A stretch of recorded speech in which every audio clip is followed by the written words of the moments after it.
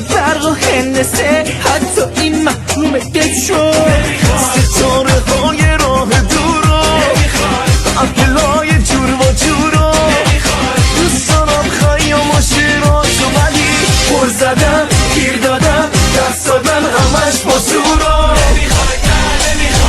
چی میخوای؟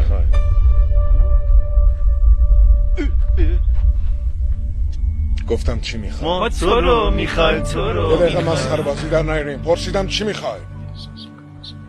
ناراحت من که میدونم خودتونم نمیدونین چی میخوای. انقدر همه چی رو به سخره گرفتین که کفرم از دستتون در میاد.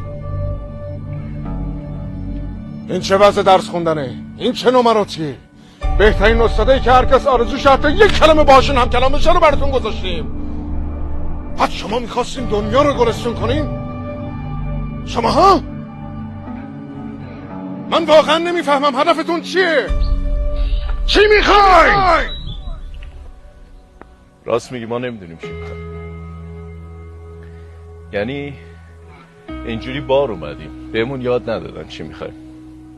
نه خودمون، نه پدر مادرمون، نه جد و آبادمون، هیچ کدوم نمیدونیم چی میخوایم. نه واقعا سوالش خوبه. چی میخوای تو؟ تو چی میخوای؟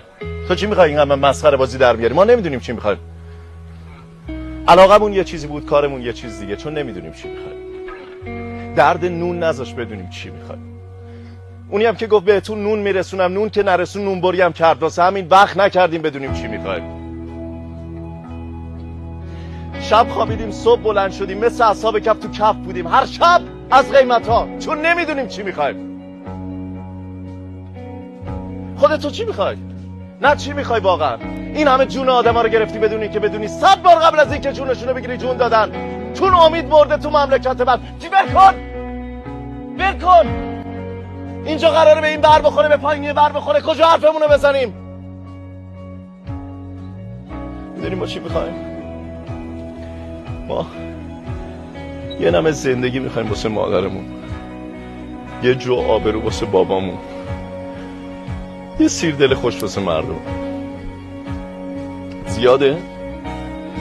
عرش خدا جا به جا نشه اینقدر ما زیاده خواهیم.